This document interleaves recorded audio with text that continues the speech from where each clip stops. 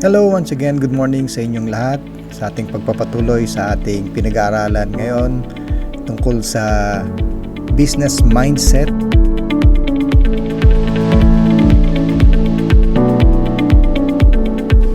Ano ba ang importance ng business mindset?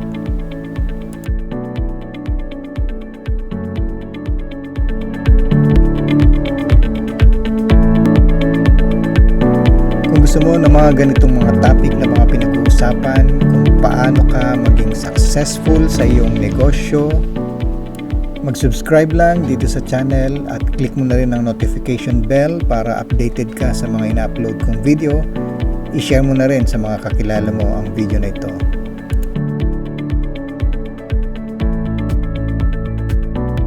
Pag-usapan natin ngayon ang importance ng business mindset. Kanya-kanya tayo ng mga sitwasyon, maaaring yung tinuturo ko hindi applicable sa'yo, pero meron kang madidevelop na mga principles dun sa mga sinasabi ko. And dun sa mga principles na yon, may adapt mo yan, magagawa mo yan, and then you can think outside the box. Then take action. The importance of entrepreneurial mindset lies in its ability to drive innovation and economic growth. Kung magkasama yung dalawang yan, innovation at saka yung economic growth. Mag-i-innovate ka para sa ganun, mag-grow yung iyong income. Okay? Ginagawa mo to para mag-improve yung sarili mo, mag-improve din yung income mo. So, let's face it. Lahat tayo ginagawa natin yan kasi nga gusto nating kumita ng pera. Basically, yung purpose talaga natin is mag-produce ka ng income. And yung income na yun, hindi lamang panandalian, kundi gusto mo yung maging, kung kaya nating mas pang generational wealth. Ibig sabihin, kahit nawala ka na sa mundo, nagtutuloy pa rin yung income na yan, then ang benefit nun yung pamilya mo, di ba? Yung next generation. So, yun yung economic growth. And ito, sabi, it encourages individuals to think outside the box and take action rather than simply following established norms and procedures. So, kailangan ba yan, tinatawag nating common sense. Okay? So, yung common sense, kung ano yung sitwasyon mo, kung ano yung magiging applicable sa'yo at magiging effective sa'yo, based dito sa mga natutunan mo, i-adjust mo yung sarili mo dun sa mga natutunan mo para gawin mo yon base dun sa sitwasyon mo. Okay? So, kailangan matuto kang mag-innovate and think outside the box. Ano pa? An entrepreneurial mindset can be applied not only to starting and running a business, but also to any aspects of life where innovation and creativity are needed. Ganun din, practically, sa pamumuhay natin, nai-apply din natin yung innovation at saka yung creativity. Hindi lamang sa negosyo-negosyo lang. Marami pa rin kayong matututunan na principle na mag-i-improve ang inyong karakter. Mag-i-improve ang iyong paraan kung paano mo i-deal yung sarili mo sa ibang mga tao. Sa sitwasyon, sa mga problema, sa mga nangyayari sa buhay mo, nai-apply mo rin yan kasi meron kang positive outlook na na-develop sa iyong sarili. And ano pa, to see an entrepreneurial mindset in action, one can look at successful entrepreneurs who have built businesses from scratch. Yan, ang isa sa mga inspiration natin ay yung mga taong nakapagpakita na ng mga proof from scratch, from rags to riches. Maganda matutunan natin yung mga naging example nila. Okay? So maganda talaga sa pag-aaral natin, kailangan i-search mo rin yan.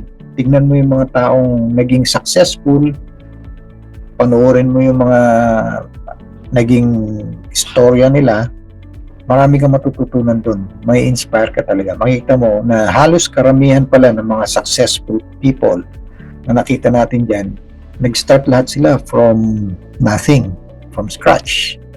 No? Kamukha ng Apple. Saan nag-start yung Apple?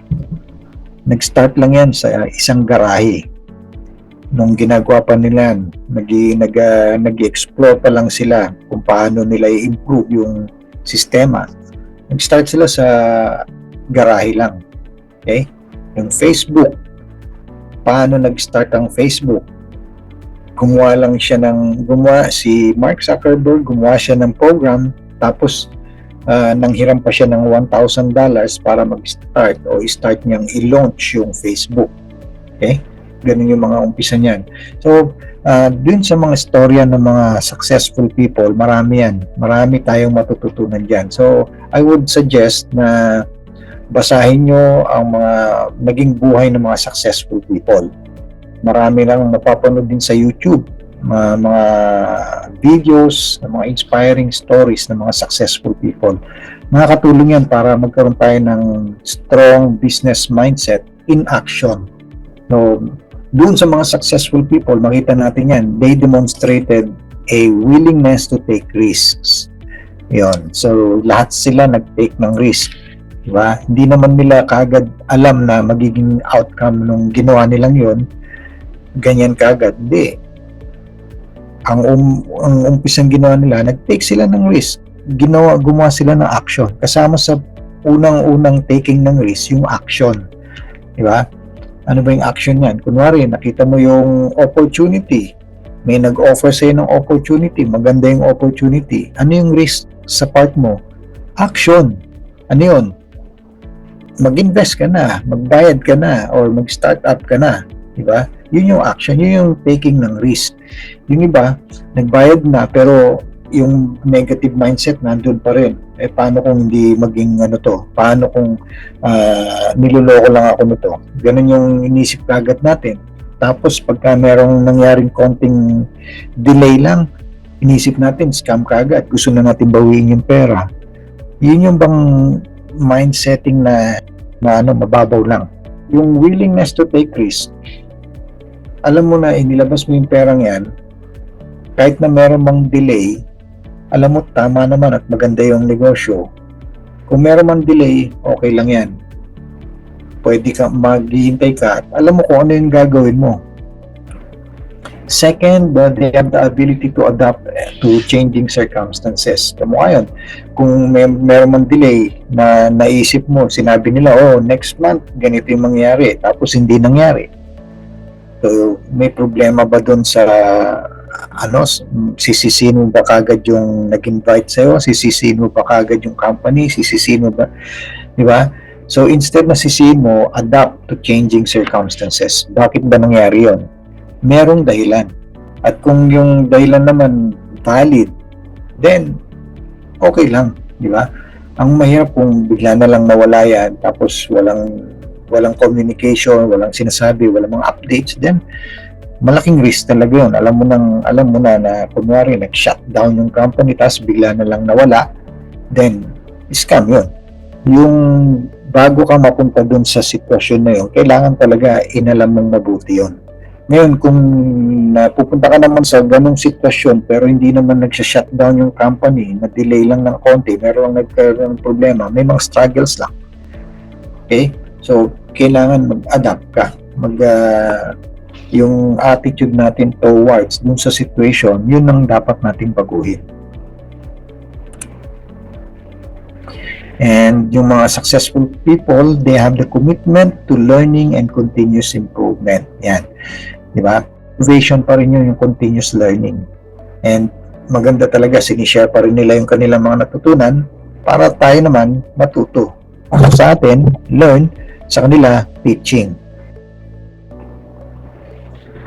And then, isa pa sa mga importance ng business mindset ay yung they also exhibit a strong sense of purpose and passion. Kamukha na sinasabi kanina, which drives them to overcome obstacles and pursue their goals relentlessly.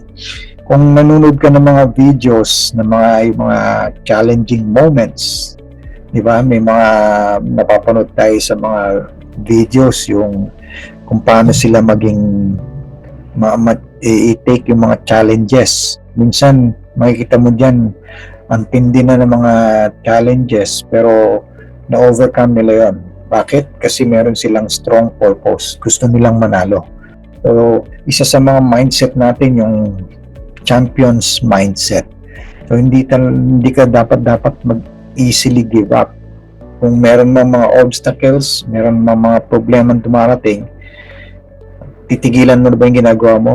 Tapos na ba? Hindi, dapat tuloy ka pa rin. Para kang nagbibiyahe. Pupunta ka, kunwari, punta ka ng nasa Manila ka, pupunta ka ng Baguio.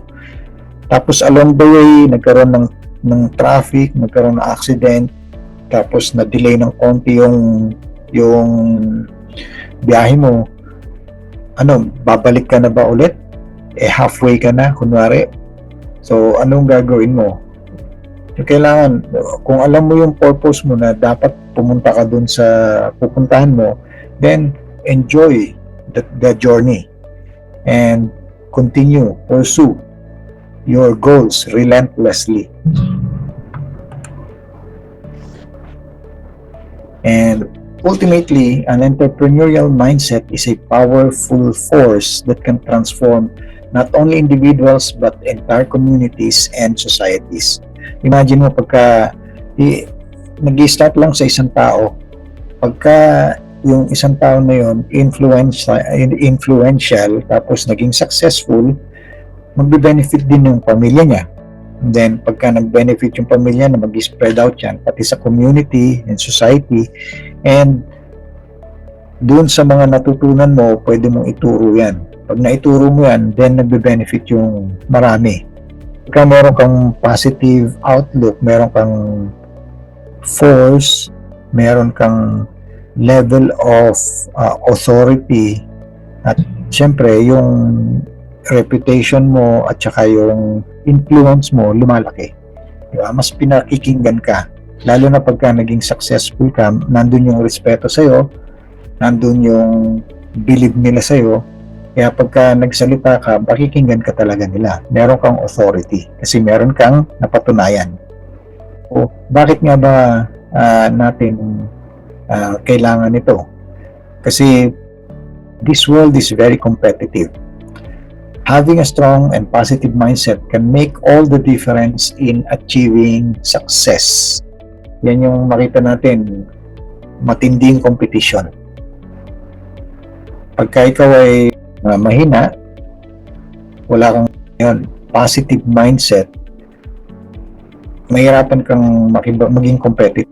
Kailangan maging competitive ka in a way that hindi ka magiging destructive. Kailangan competitive ka in a way that mag-improve yung system, mag-improve yung sarili mo, and makapag-achieve ka ng success out of your hard work. Yung mindset ay yung foundation kung saan mo i-build yung negosyo mo. Pinaka-pundasyon talaga yung mindset. And it determines how you respond to challenges, setbacks, and opportunities. Yan.